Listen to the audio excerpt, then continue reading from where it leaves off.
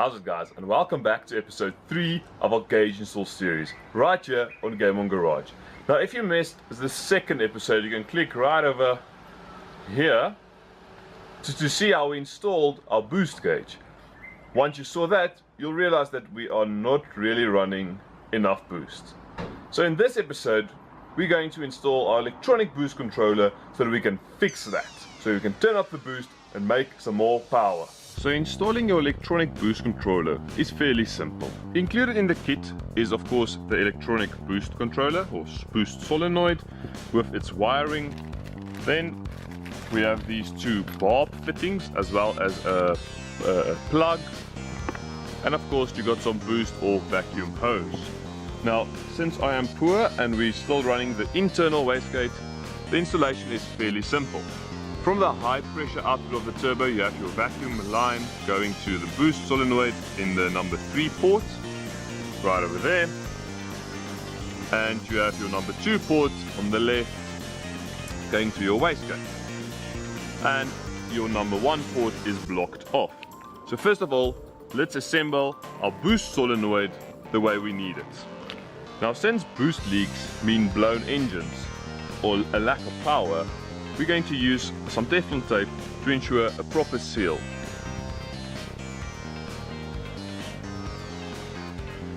Just apply a light coating of Teflon tape to our threads.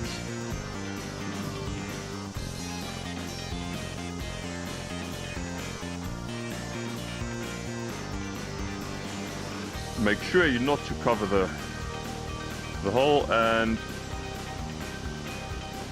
then just thread it into the required ports, in our case port number 2 and port number 3. Right, hand tighten for now. We will just give it a nip with the spanner in a moment. First, let's prepare our second barb fitting.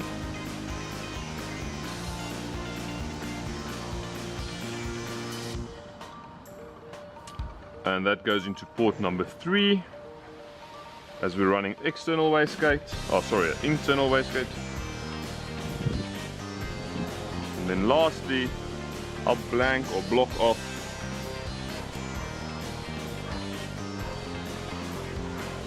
which is going to port number 1.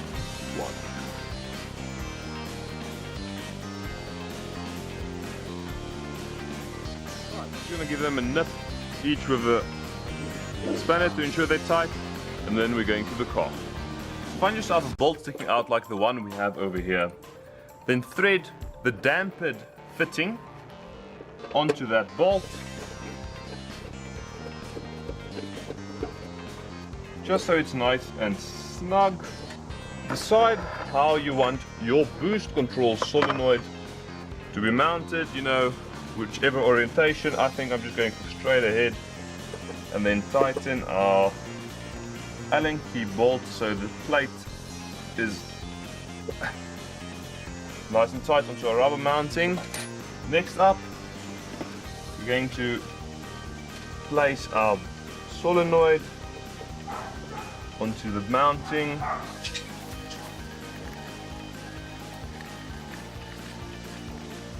Right, with the boost solenoid nice and secure, next up we have to do the hoses.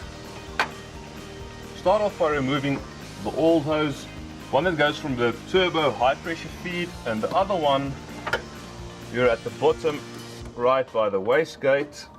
Remember the way it went, keep the current set up, so if it doesn't work you can trace your step backwards and figure out what went wrong. Then we have to add our new hoses. Now, from the turbo high pressure feed we're going to port number 3 right up here, and then from port number 2 to the wastegate. So measure your hose,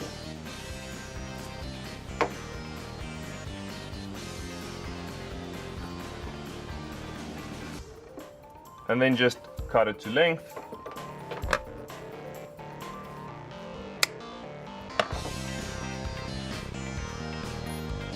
Also, remember to use some hose clamps since this is high pressure.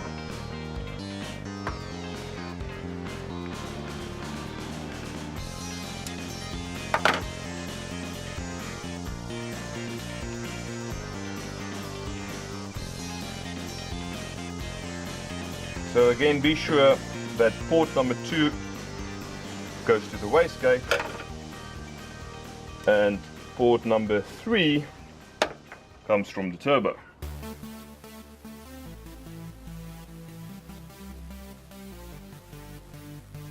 Add the hose clamp and then onto port number 3.